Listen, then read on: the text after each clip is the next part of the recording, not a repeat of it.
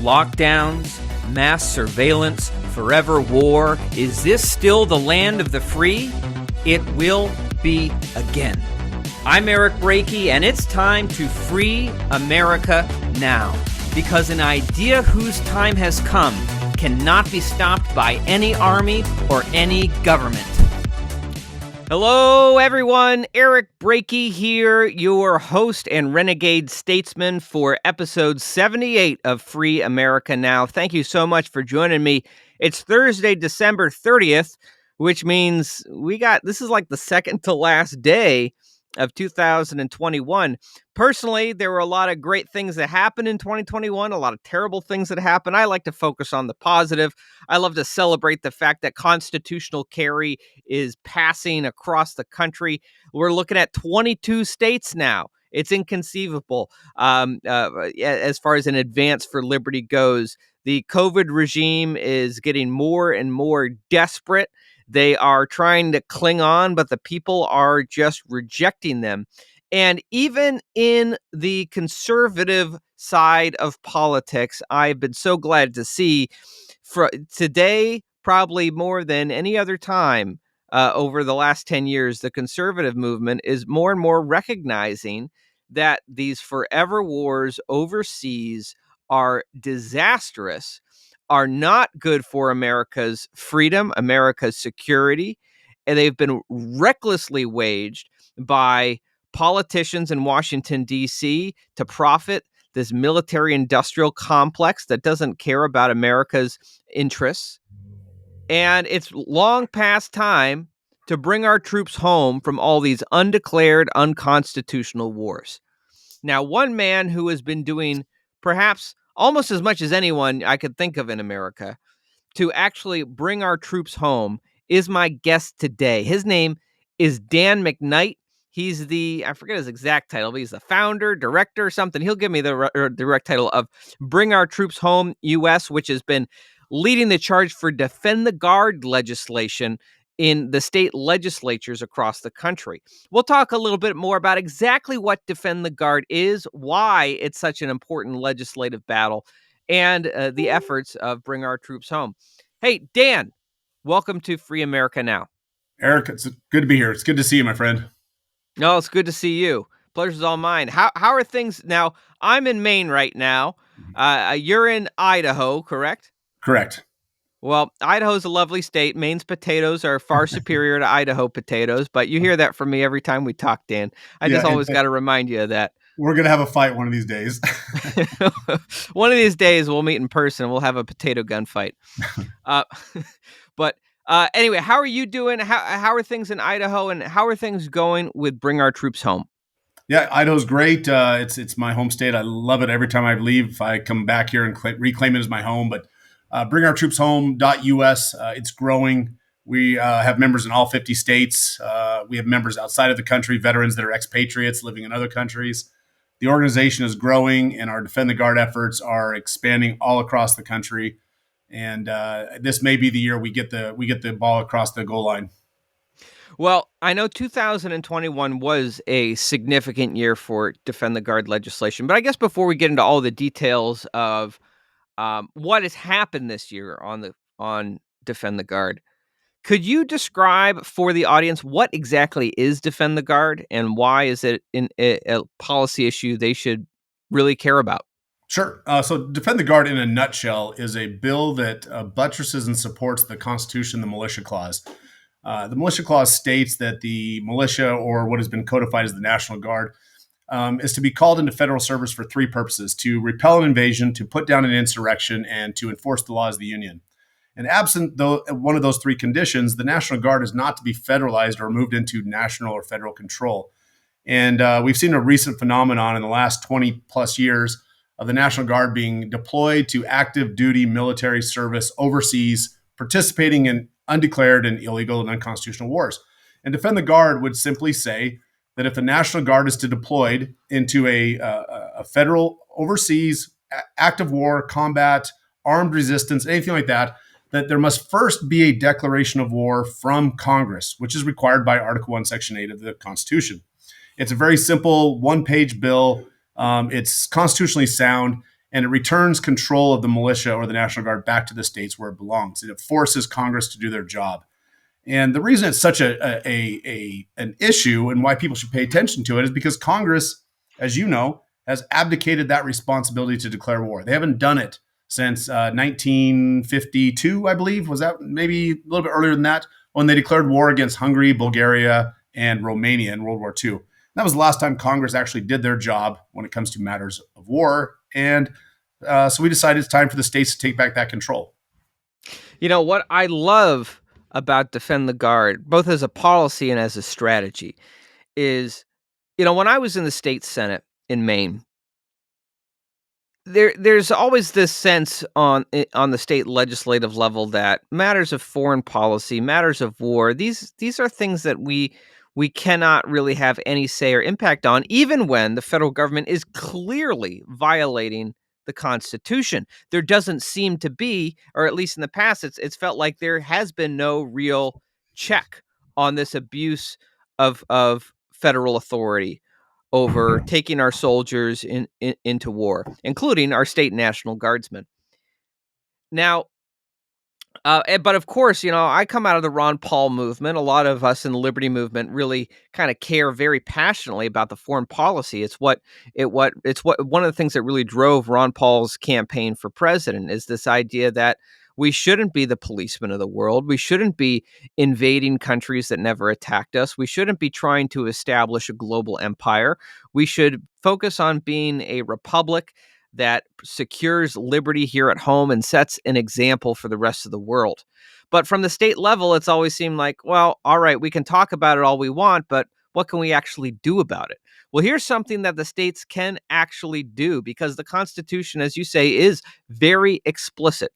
3 conditions under which Congress and the federal government can mobilize the state militias: insurrection, invasion. I mean, certainly, the wars in the Middle East were not insurrections on U.S. soil, nor were they to repel invasions on U.S. soil. Perhaps they were invasions, but we weren't the ones being invaded.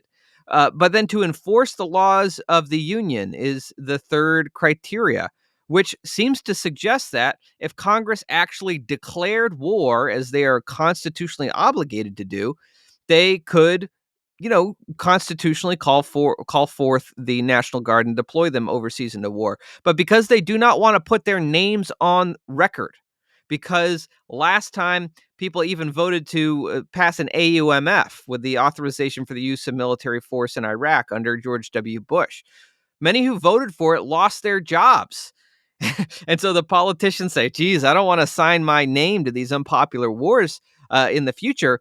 But at the same time, those military industrial complex donors give a lot of money to my campaign, so I don't want to stop the wars either. So they've just been in this position where they just don't want to take responsibility for the wars, but they will not take any actions to stop them. And here we are. So it falls on those of us who care about a constitutional foreign policy to really push back at the state level. And that's why I'm so excited about the work of Bring Our Troops Home, because it's not just barking up the same old tree, trying the same strategy that has been tried and failed for 20 years. It's going at the weak point in the military industrial complex's stranglehold over our constitutional system, which is the states. That's such a great point, Eric. And you talk about the AUMF and people that lost their jobs after signing the 2001 AUMF. There was one person that voted against the AUMF.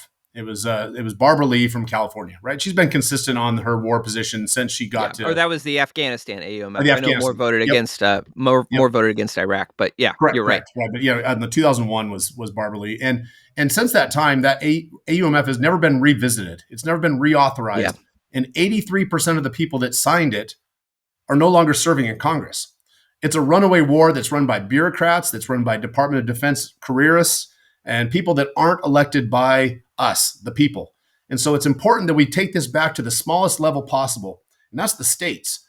I can't call my United States Senator. He's not going to take my call, right? I showed up to Washington, D.C., and he barely took a meeting with me and refused to talk about what I wanted to talk about.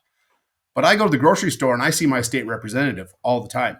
I go to my kids' high school football games. I see my state senator sitting 3 sections down in the bleachers. I can talk to him. He knows me by name. He knows me by sight. And so the people, our best leverage is with our state representatives and our state senators in the legislatures in our own states. Going down to the Capitol building, we can have an audience with them at a moment's notice. And if we tell them that it's their job to interpose between me and the federal government, and we expect them to defend our liberties, our freedoms, and our way of life from an overreaching and overbearing federal government, they have to do something about it, or we'll replace them with their neighbor. The person right next door could be running against them if they don't do their job. And that's why we came back to the states, and using the 10th Amendment and the biggest lever that we have, we've decided to take on this foreign policy issue at a local level. It's great, and I tell you what, I have been so amazed to see, when we go back to maybe 10 years ago or earlier, people tend to associated the anti-war movement with a bunch of leftist hippies, Yeah. you know. When people were criticizing the wars in Iraq, you tend to think, "Oh, these are just anti-George W. Bush Democrats." Though a lot of those folks who were criticizing the war in Iraq when it was George W. Bush's war seem to switch their positions as soon as Barack Obama came into office and and started fighting those wars himself, and they became his wars. So there's been a lot of partisanship in all this, and kind of people just picking sides for partisan reasons. But I think something that has really become more and more pronounced over the last decade is how many veterans of these wars, especially combat veterans, who are coming home and saying, we don't know. We didn't even know what the mission was over there. Nobody knows what the mission was. The Pentagon, the Pentagon Papers, the Afghanistan papers came out showing that the highest ranking members of of the Pentagon and the entire Washington system never had a clear idea what victory conditions looked like in Afghanistan, what what um what the exit strategy was, and yet it persisted for 20 years, countless American lives lost, not even to count the number of innocent civilians who were lost in this conflict. And many would say that we just need to still kind of sit around begging Washington D.C. to change its mind. But combat veterans of these wars are standing up through Defend the Guard and petitioning their state legislatures. And I know I saw, here in Maine, Commander Aaron Rollins, who is the commander of one of the biggest American Legion halls in Somerset County, Maine, organized this grassroots effort, put pressure on the politicians, told them, we're dying over there, and we're depending on you to stand up and tell Washington D.C. no more of this. Declare the war officially. Have Congress sign its names to these wars, or bring our troops home. And I gotta say, I saw the politicians start to sweat when these combat vets in their districts are calling them out for this and for their inaction. But I know that this past year you've gotten Defend the Guard legislation sponsored in how many different states this year was it So put forward? yeah, in 2021, we had, I believe the number was 37 of the 50 states had a sponsor and had the bill in some form of introduction, whether it was in draft form or it had a committee hearing or it had an up or down vote in some chamber. This year, we have potential sponsors in 50 states. Awesome. We may not see the bill in every state because some states like Wyoming, it's a budget year and their processes are a little bit different during budget years. And Texas is in an off year; they don't have a legislature this year. But we're working actively in 50 states. And you mentioned something just a second ago. That we're not the counterculturists of the hate Ashbury, born on the 4th of July, anti-Vietnam veterans for peace groups. I mean, if you look at myself and Delegate Pat McGeehan out of West Virginia and Anthony Sabatini down in Florida, who's currently running for Congress and is a captain in the National Guard, or our field director, Diego Rivera, you look at us, we're not counterculturists, right? We're not that hippie generation. Most of us still maintain our military bearing, some sort of military grooming, although our beards may be a little bit grayer than they used to be. And we're not out there draping ourselves in the flag and flying the distress signal wearing tie-dye like they did after Vietnam. We're veterans that served in this war, in this global war on terror, and we're coming home and saying, just like you said, we don't know what the heck we're doing there. We went there to fight a war, to kill those that attacked us on September 11th, and all we're doing is securing free and fair elections for another country and building roads and water treatment plants and schools and doing things that other humanitarian organizations should do, but is not the job of the military. And if you ask any member of our organization, if our country called us and had a proper declaration of war and a purpose that served our country, if we would go back and fight again, all of us would go in a heartbeat. What we want to do, though, is go with a clear mission, be able to fight and defend and do our jobs, accomplish the mission, and then come back home. We're not meant to be a permanent police force or a peacekeeping force or a humanitarian force in nations around the world. Our military is for the defense of the United States of America and not for the building of an empire across the world. Yeah. Amen to that. And I know so many of the combat vets that I've spoken with in the Defend the Guard movement echo those sentiments exactly. That, if America were ever attacked, if America's security was ever in real jeopardy, I know that these are many of the folks who would be the first to go over there and gladly fight to defend our country. But when these politicians and war profiteers use these virtues of patriotism and love of freedom, they manipulate our love of liberty to convince us that we need to go and depose secular dictators in halfway across the world who never posed any threat to us in order for the profits of whatever corporate interest, whether it's the military industrial complex that's making money off the manufacturing of all of these weapons, or it's Halliburton company making profits off of building the infrastructure in these countries, um, or it's just going after the oil in these areas. Like, that's No, not the purpose of the American military. you're right. I'm glad you brought that up because every chance I get, Eric, you know this, I got to take a shot at public enemy number one in this movement. And the defense contractors are the reason we have perpetual war. And none is more vile and more disgusting in this movement than the Cheney family. And so every opportunity I get, I have to say that the heiress of a war profiteering fortune, Liz Cheney herself, absolutely opposes everything we do. And she has used her power and her position to threaten the legislators and the civilian legislators in Wyoming that they will lose millions and millions of dollars from their state if she has anything to do with it, if they pass Defend the Guard. She has threatened to remove defense airplanes, C-130s from Wyoming, if they even entertain the Defend the Guard prospects. And so a woman that has made her family fortune from her father's war profiteering, she's the heiress of a war profiteer fortune. She opposes this because she knows that the bottom line would be affected at Halliburton and Raytheon and all the other defense contractors. And so we know we're on the right mission. We know that we're flying over the target, as they say. The flak is heaviest when you're over the target. And when Liz Cheney and her evil, disgusting father oppose what we're doing and have come out and said that they would keep our troops in Afghanistan forever if it was up to them, we know we're doing the right thing. Amen to that. I got to say how sweet it is to see how far Liz Cheney has fallen. I remember the Cheneys and basically all these avatars of neoconservatism trying to drum out of the Republican Party anyone who dared question this military adventurism abroad. I remember in 2008 and 2012 the treatment these folks gave to Ron Paul and his supporters for daring to call for bringing the troops home and ending the wars.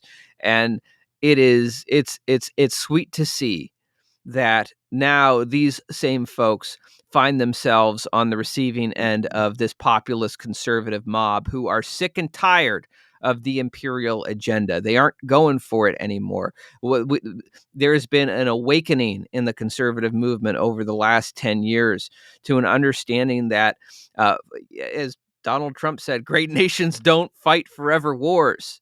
This is not how we make America great. We don't make America great by bankrupting ourselves, trying to invade and occupy, countries like Afghanistan, the graveyard of empires, in which you can go back through history and find all the great empires that went bankrupt trying to control this region. And it always reminds me of that.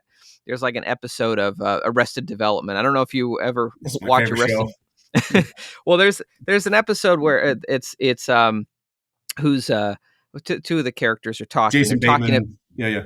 or it's like it's what's his name? Anyway, two of the characters are talking, the sister and her husband. They're talking about maybe we should have an open marriage, and he says, I don't know, has that worked for anyone before? It's like, no, many people have tried and delude themselves that it's going to be different for them. It's going to work out differently. But you know what? For us, maybe there's a chance. And that seems to be Washington, D.C.'s policy towards Afghanistan. Invading and occupying the graveyard of empires has not worked for anyone else through all of human history.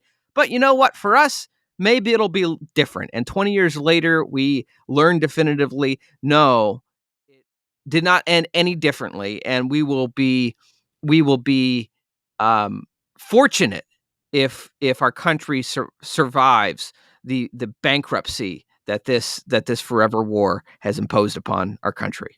Absolutely. And I have to applaud you. Anybody that can quote David Cross in his portrayal of Tobias Funke and Portia de Rossi as Lindsay Bluth, tie that into a foreign policy discussion is brilliant. Well, I commend you for knowing the actors and the names of their characters because they eluded David me. Cross is maybe a genius of our time that's so undercredited. But Yeah. I want to. You did talk about something there.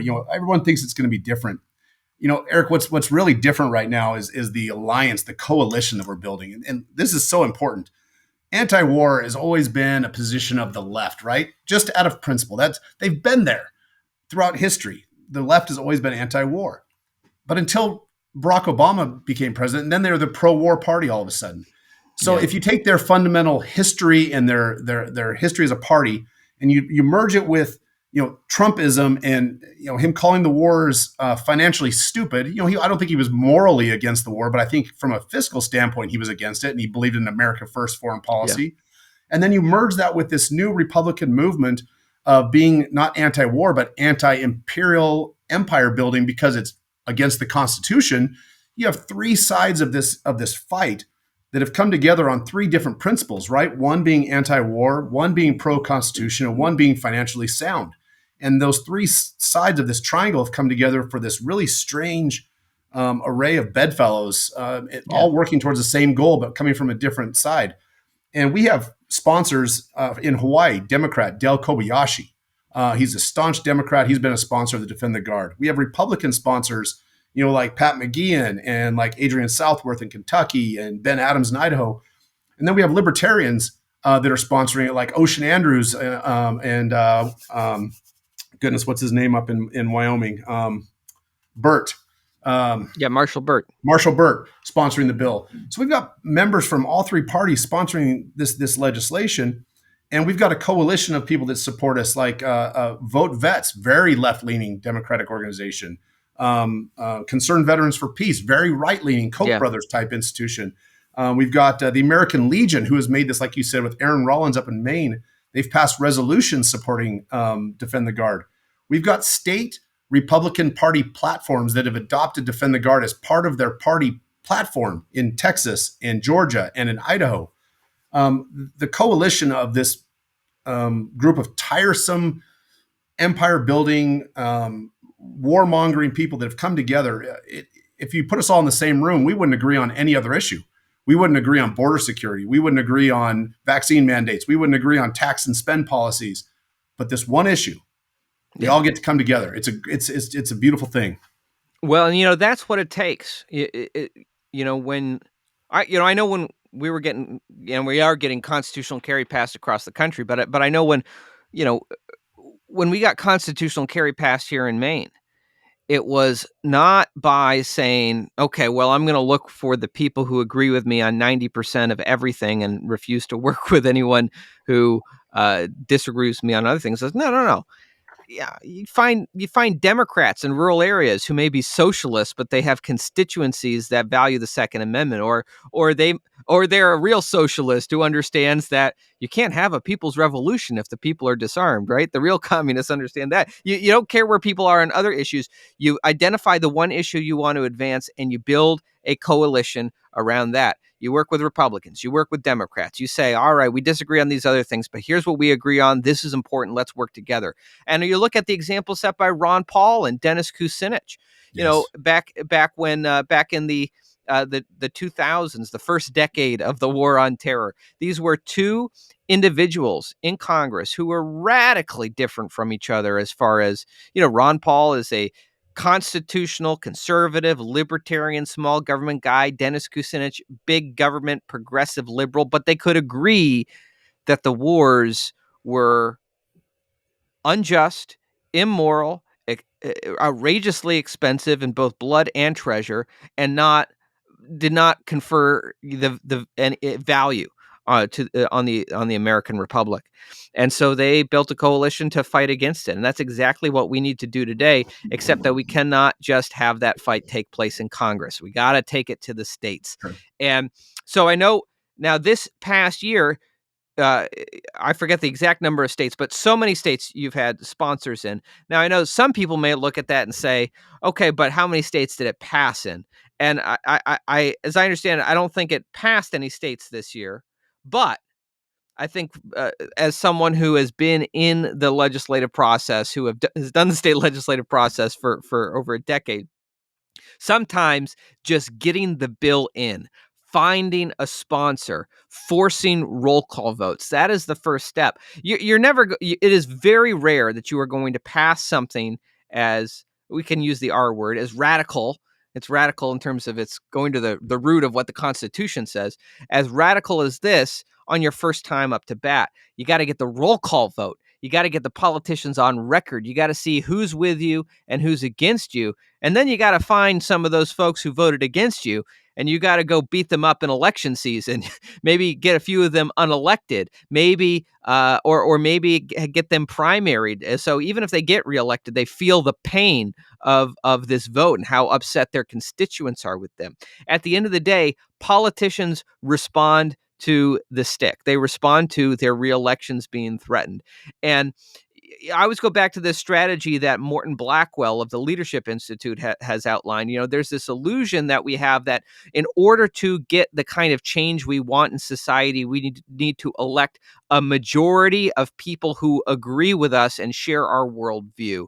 And if that's the only way to get there, then we're going to be waiting a very long time, because politics does not attract the most principled and ethical people. Politics attracts, by its nature, power seekers, people who want to win election, win re-election for their own personal self-aggrandizement. And so it's important that we get as many principled people in there as we can, as many Ron Pauls and Rand Pauls and Thomas Masseys and folks like that as possible.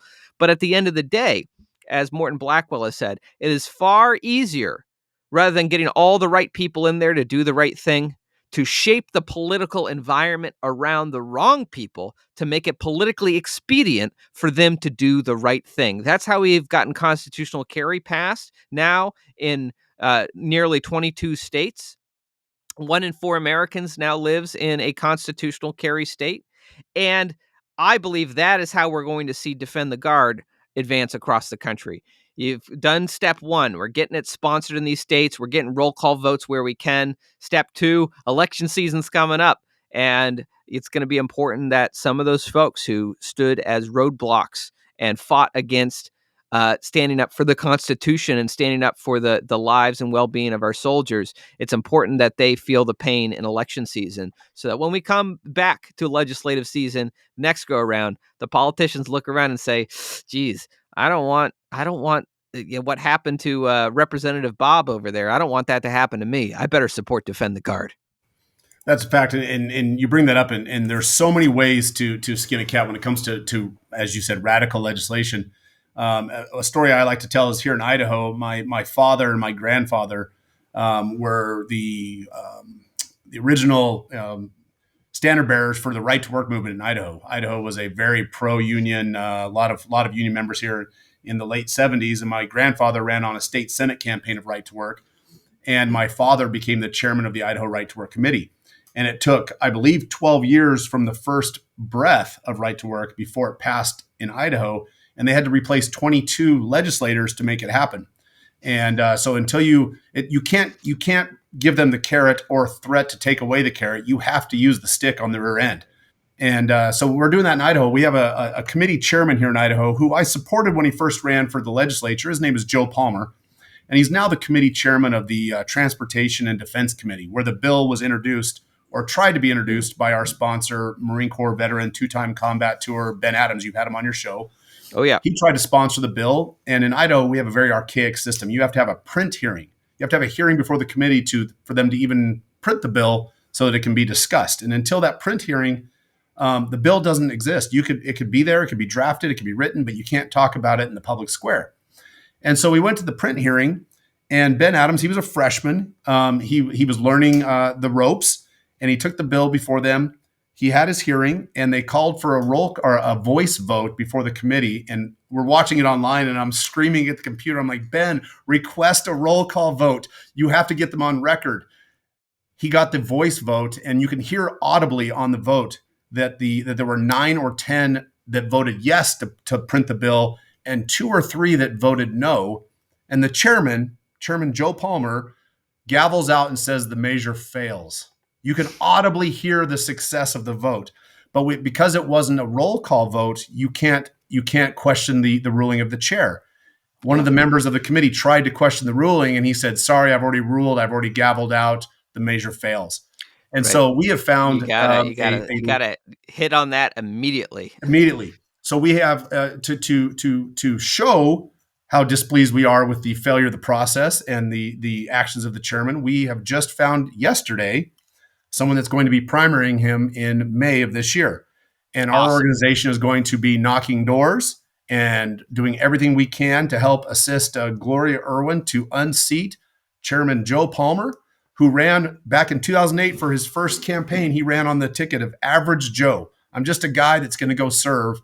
And he has served so long that he's become a favorite of leadership and has a chairmanship because he does what the leadership wants him to do. Politics corrupts absolutely, right? And so we're going to remove Joe Palmer. And in Idaho, they're going to hear loud and proud that the veterans are tired of these undeclared, forever wars that are taking our National Guard away from our state over and over and over and over again. And it's going to stop. Well, that's awesome. I hope you make an example out of that guy.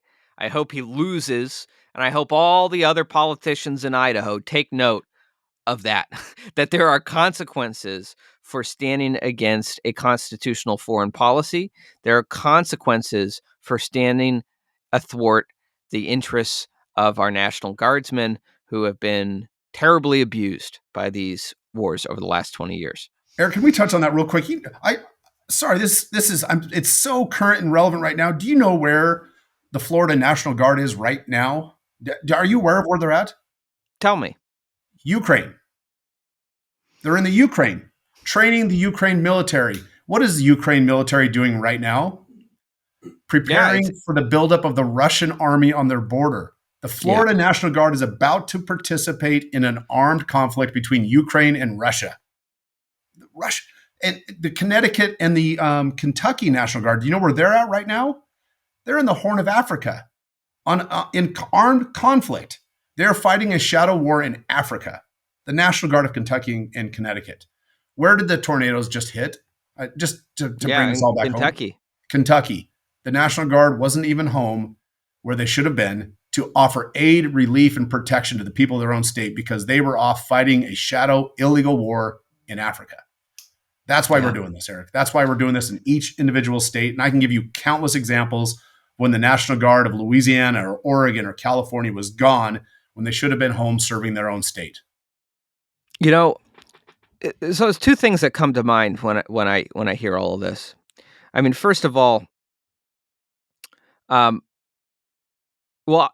I think that people often don't understand just how big a percentage of troops on the ground overseas are National Guardsmen. I don't know the exact numbers, but I know at least I saw, during the war on terror, troops on the ground in the Middle East and in Iraq and Afghanistan, the National Guard accounted for something like 50% of combat forces on the ground. So if states passed Defend the Guard across the country and brought 50% of our active duty troops home unless there was a congressional declaration of war, it would cripple Washington D.C.'s ability to continue these policies the way they are. We're not talking about, oh, 1 in 100 soldiers are coming home. We're talking about 1 in 2. Yep. So it would be this is significant, which is why the Pentagon mobilized a 4-star military general to go state by state and lobby against Correct. these bills. And a lot of politicians deferred to that, but they still need to feel the pressure from their constituents. But one other thing that has always stuck in my mind, and I remember from speaking again with Sergeant Aaron Rollins here in Maine about this. I remember him telling me about the the Kent State Massacre. massacre, Yep. and how this were many of the troops that were at Kent State when that happened. Some of them had recently come back from war zones, and how our National Guard, which is supposed to be, prepared and trained specifically to respond to domestic emergencies. There's a different, standards of engagement when you're kind of doing, things here on U.S. soil than things you would be doing overseas. But when we send our troops over there and we have them operating in war zones, when we send our National Guardsmen over there and have them operating in war zones, and then we bring them back here, what kind of psychological effect does that have on someone when if they're going from a war zone in Iraq to being, you're here, you're in uniform, you're in you're expected to do this, your National Guardsman job here on U.S. soil. How does it affect the psychology of the person, going from such a stressful war zone to being on U.S. soil? Sure. To extrapolate that on a little bit more, let's talk about the strain on the psyche of the National Guardsman who is a high school teacher or a police officer or a firefighter or a business owner, who is on his fifth, sixth, seventh combat deployment in 10 years. Yeah. Let's talk about the strain on the community, on his employer, on his family. I can't tell you how many friends I have that after their third or fourth combat deployment of a year or more in a short period of time, they came home to broken families and divorce. They came home to bankruptcy. They came home to foreclosure. They came home to loss of jobs. The employers that they had to leave for a year had to hire a replacement. And when they come home from these wars, they're guaranteed their job back by the Soldiers and Sailors Relief Act, which is proper. It's right. But then that displaces the person that they hired to fill their job. The compounding effect on the local economy and the psyche of the families, it's multiplied. No one talks about the strain and what happens to these ancillary entities. It's remarkable. And the National Guard should be deployed, trained, prepared, and equipped to defend our nation in whatever capacity that means, whether it does mean overseas combat or whether it means domestically against natural disasters or invasion or insurrection or any of the above. But it has to be done right with the proper authority. And if you want us to leave the country to go fight for America, to fly the red, white, and blue and do all the things that you see on the commercials, we'll go do it. But give us the proper authority, because I believe as a veteran, when I raised my hand and swore an oath to uphold and defend the Constitution of the United States and to defend it against all enemies, foreign and domestic, I meant the entire Constitution, Eric. I don't mean part of it. Yeah. When politicians raise their hand and swear the same oath, I don't think they take it as blood literal as we do as veterans. And so we'll defend the Constitution, but we ask that you use the authority of the very document we swear our allegiance to. We ask that you use that same document to give us the authority to go do what you're asking us to do. And I don't think it's such a huge stretch. And I'm glad you brought up constitutional carry, because who would have ever thought that we needed a bill to give us the right to act within our God-given rights that are protected by the Constitution? But that's exactly what Defend the Guard is. It's a bill to protect what's written and enumerated in the Constitution. We've come to this point in society where we have to define what the definition of is, and that's what we're doing with this bill. So we're not amending the Constitution. We're not changing all we're doing is strengthening and buttressing it and calling on the exact words in the Constitution. Yeah, believe it or not, I've gotten criticized in the past for sponsoring constitutional carry by some who say, on the grounds of, why should we need a law in the first place that lets us do what the Constitution already says that we can do? And I hear that, but at the same time, it's like the Constitution is the supreme law of the land. And then beneath that, there's statutory law that the politicians have come up with that is sometimes in alignment with the Constitution and sometimes not. And I think that it is to all of our benefits to do everything we can to fight to align the statutory laws, whether it's in regards to our gun rights or in regards to how our National Guardsmen are deployed overseas, to align those statutory laws with the Constitution, because they're out of alignment now, and so many in the government are just pretending it's not the case. But we can read the Constitution for ourselves, and we can see what it says. And they are not. They are certainly not following that. They think that they can pass a law and that supersedes the Constitution, and that's not how it works. Um, but I will say, we were talking a little bit earlier about something that I find very interesting, which is kind of the ideological kind of change that's happened over the last several decades on the right as far as our perception towards these wars. And I think, maybe for those with a short memory, it may seem like, I hear this all the time from the corporate press to say, conservative champion Liz Cheney holds these conservative positions and being is ostracized from a party. Conservative positions like support for a robust, invading countries and occupying them and all that. And I'm just thinking, yeah, maybe that's conservative when we only have a time horizon of like since the Bush administration. Right. But the neoconservatism of the Bush administration is a perversion of conservatism, which is why it's called neoconservatism. It's suggestion that it's something new, but it's far more Wilsonian and progressive. It is, I mean, you look at the conservative movement through American history, and the conservative movement it's where we have most often found reluctance to imperialism, resistance to going off into foreign wars. We talk about figures of the old right who built up the America First coalition that fought against World War I. Woodrow Wilson's utopian globalist agenda to turn America into this kind of global empire and stop being the Republic of Liberty we were supposed to be. So opposition to these two unconstitutional wars is in my view, it's the most conservative position you can take, and thinking that we can spread democracy at the barrel of a gun, go abroad in search of monsters to destroy and remake the world in our image. I mean, that is progressive. That is utopian. That is unrealistic, and it is disastrous. Sure. And we've shifted the Overton window throughout time, right? What used to be conservative is now considered fringe. And so to get back to what we would call conservative, we have to reshift that belief. And if you go back through time, the Lion of Liberty in the Senate after World War I was Idaho senator named William Borah, right? And he led this group of people that was so opposed to the Treaty of Versailles and the League of Nations that he stood up and created this group of senators that would absolutely oppose signing that treaty.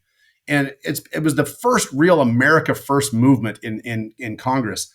And throughout time, we've shifted so far away from that we've become members of the United Nations. We've got all these entangled alliances around the world where we are now obligated to fight our little brothers' fights, if you will. Yeah. And we've got to shift that window back and get back to a place where we're looking square at the Constitution instead of looking at it through a peripheral. And that's really what the focus of this organization, this legislation, and all these veterans that are returning home from war saying, what in the hell did we just spend the last couple of years of our lives doing over there? I haven't found a single person that's come home from that war that could accurately say that they went to war thinking one thing and came home supporting that same thought. That everyone thought we were going to war to kill Osama bin Laden or to hunt down, those that attacked us on 9/11. But we all came home knowing one other thing, that we were really good at building roads or really good at securing elections. And that Overton window's got to come back into focus, with the primary objective being an America First foreign policy that focuses on proper principles and doing what's right for America first. You can't help the world if we can't take care of what we do at home. And our Constitution was set up that way. And we believe in being friends and trading partners with all and allies with none. That's a position that we should really support.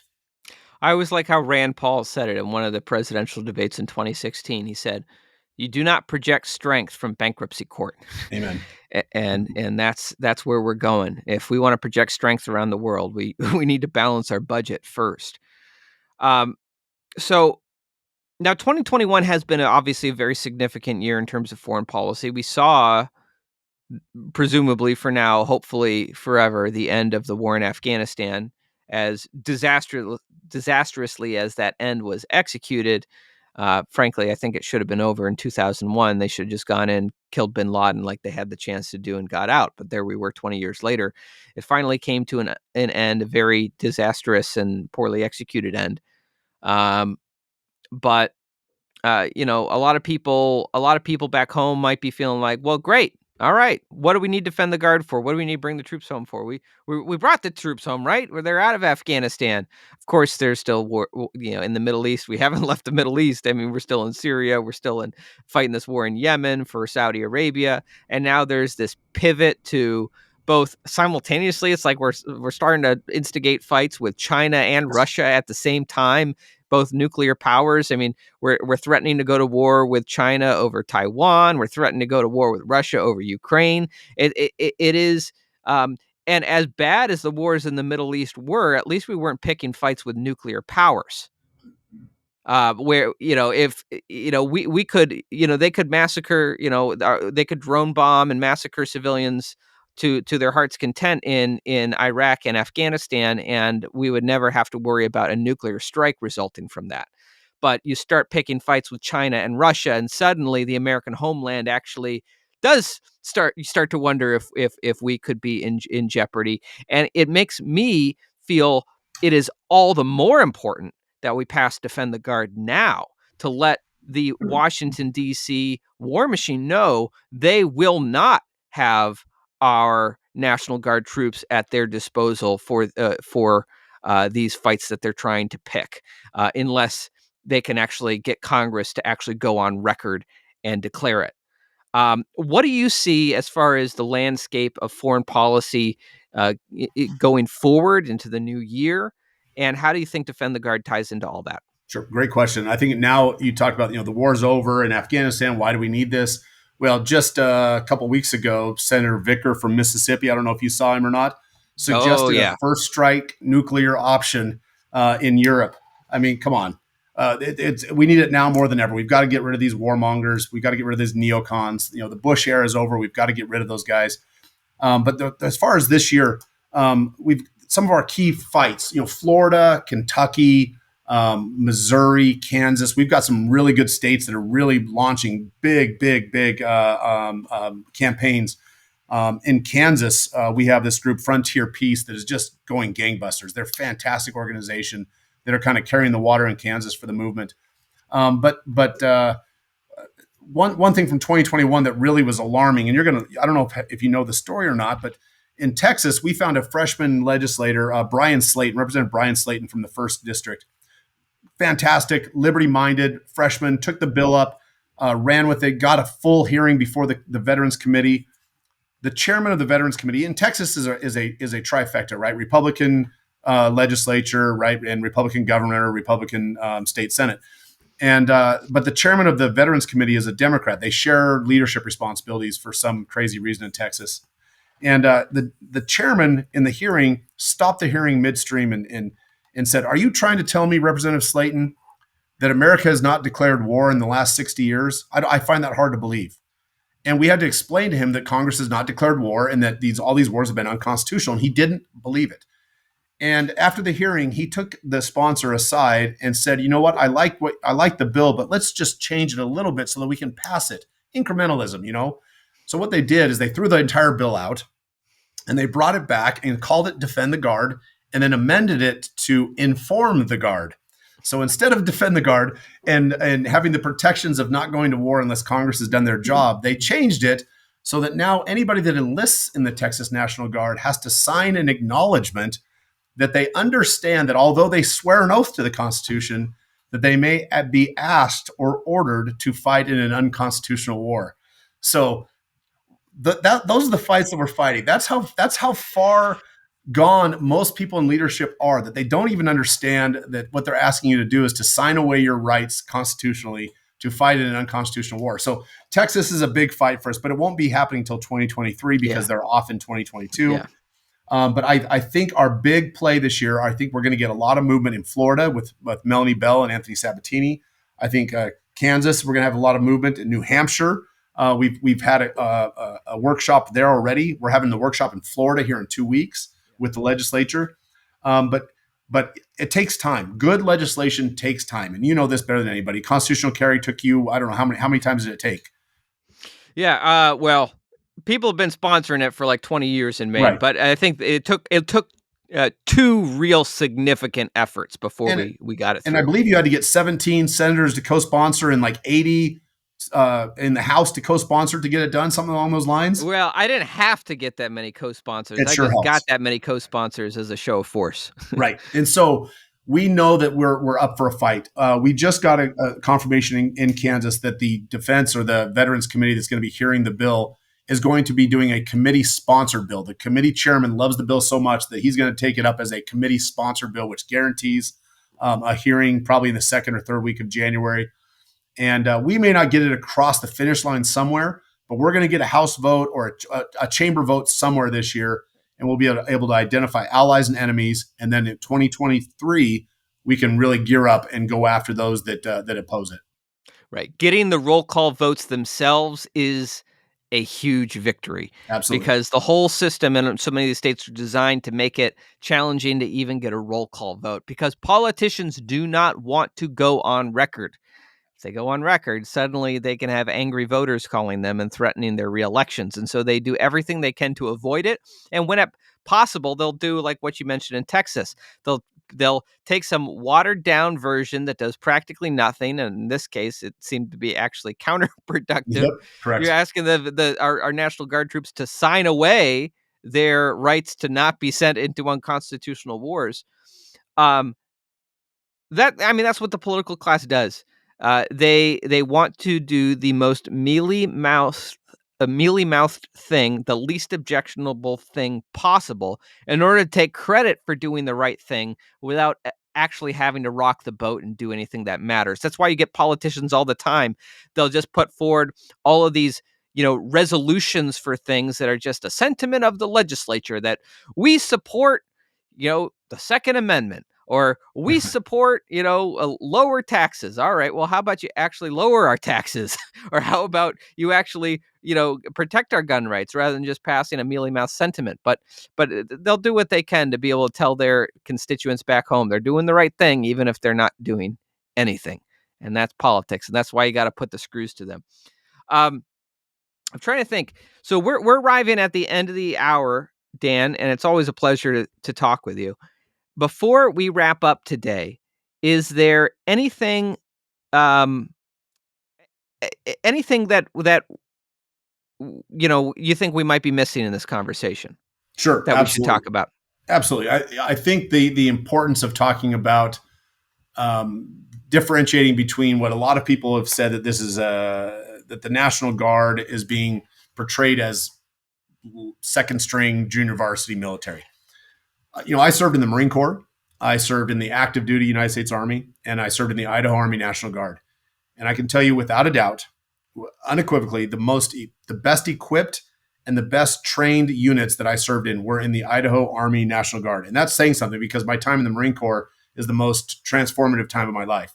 When every time a National Guardsman puts on a uniform, it's for one purpose: training, to do their job. Right? We don't go Monday through Friday with our uniform on and go to the motor pool and have woke training, or every time we put the uniform on, we are training for a military mission. So the National Guard is trained and equipped and prepared mentally, physically, and with the proper equipment and training to go to war. That's their job. But going to war should be done in a defensive and last ditch effort. So a lot of people are saying that this bill is disrespecting the National Guard. And I just want to put this out there that it is absolutely just the opposite. We are saying that the National Guard should and could, and it is proper for them to fight our nation's battles. But we're just saying before before our military puts their boots on the ground in a foreign country, Congress should put their name on the line. and they should go Yeah. home and look their constituents in the eyes and explain why their neighbors, their teachers, their policemen, their fathers and mothers are leaving their communities to go fight in a war, and justify their vote. And that's the importance of this. We're not an anti-war per se organization. We're a pro-constitutional war Yeah. organization, and it's very important because it's a little bit of cognitive dissonance for a military person who has come home after fighting in a war and training and wearing that uniform and feeling that esprit de corps and that sense of camaraderie, to come home and say, hold on just a minute, we didn't do it right. And so it's Yeah. important that we distinguish that we are not an anti-military. We're Right. not a beatnik organization. We don't sit around in drum circles and wish good thoughts. We just want to do it the right way. And so it's important that the message remains a pro-America, pro-military, Yes. pro-Constitution message. And that's something I like to leave every conversation with, that because I think it's the most important piece of the movement. I think you're absolutely right. The folks I hear in the Defend the Guard movement are some of the most patriotic, American loving people out there, which is why they are fighting tooth and nail to defend the Constitution. Because without the Constitution, if we just allow our government to abuse these powers, I mean, these powers were given to the federal government for a reason. There are times when it is necessary to defend our country. And in those moments, we've entrusted the federal government with the power to declare war. But we also need to jealously guard that power from abuse. And what we've seen over at least the last 20 years, has been abuse of the Constitution, abuse of our soldiers in uniform, abuse of the separation of powers between the states and the federal government. And I do want to just mention one thing, um, that gave me some encouragement about the way the winds are shifting in 2021. I don't think I'd ever seen this before, but I saw two different governors stand up at various points over different issues and threaten to, rescind their state national guards, or rescind some of the power that the federal government was trying to exercise over them. Of course, I think of Governor Ron DeSantis in Florida, who, when the Florida National Guard was being sent to Washington D.C. in January and being forced to sleep in parking garages, he stood up and said, "You guys keep this up, and I'm going to call the Florida National Guard home," which would have been his right as the commander of the Florida National Guard in his role as governor. And then I also saw the governor of Oklahoma stand up against the vaccine mandates being imposed from the federal government on the state National Guards, and say, you know what, the Oklahoma National Guard answers to Oklahoma, and we're going to challenge this. I think unfortunately did see a ruling from a federal judge who is tossing that out, saying Oklahoma doesn't have the right to dictate, vaccine policy for the Oklahoma National Guard, which is strange. But I'm never surprised when an employee of the federal government rules in favor of the power of the federal government. It seems kind of like a pretty broken system when we're saying federal employees decide the extent of federal power. I don't think that's how the founders intended it. And it's all the more important that we have to have the states stand up. And I'm really, really, I love seeing the work that you all are doing at Bring Our Troops Home. Where can people learn more about Bring Our Troops Home, and how can they get involved if they'd like to be a part of the fight? Absolutely. Just to generally follow the organization, it's just bringourtroopshome.us. That's our primary website. If you're interested in following specifically Defend the Guard, it's defendtheguard.us. And then for those that want to stay on our mailing list and receive regular updates and participate in some giveaways that we do, we give away several guns, firearms, body armor, communications gear, things that speak to veterans fairly routinely every couple months. In fact, we just gave away a killer AR-15 with a scope and a light and a tactical sling for Christmas. You can go to 107club.com. That's TENSEVEN club.com. And 107 stands for October 7th, which is the day that America first launched the war in Afghanistan. And we started this club for people to support the organization with small reoccurring monthly donations of $1, $3, $5, $10, or $20 a month. And that's what funds all of our efforts, is through those small donations. And everybody that signs up for that newsletter and contributes on a monthly basis is automatically entered into the drawing to win these guns that we give away every couple months. And so, from a Second Amendment lover and supporter, the chairman of this veterans organization, we wanted to give back to those that help in more than just the ways that we're fighting for them. We wanted to also give them a token of our appreciation for their support. And what better way to do that than to spread some Christmas joy with beautiful guns, rifles, handguns, as often as frequently as we can. Awesome. Well, hey, Dan, it's a real pleasure. Thank you so much for joining me today. Thank you again for all the work you and everyone at bringourtroopshome.us is doing to defend the Guard. All right, everyone. It's we'll have one more episode before the year is finally done. Tomorrow you'll want to tune in. We're going to have Brian Nichols, and we're going to be going over 2021 in review, some of the major stories that happened in 2021 and how they might affect our lives in the year ahead. All right. Furthermore, my opinion is the Federal Reserve should be destroyed. I will talk with you all tomorrow.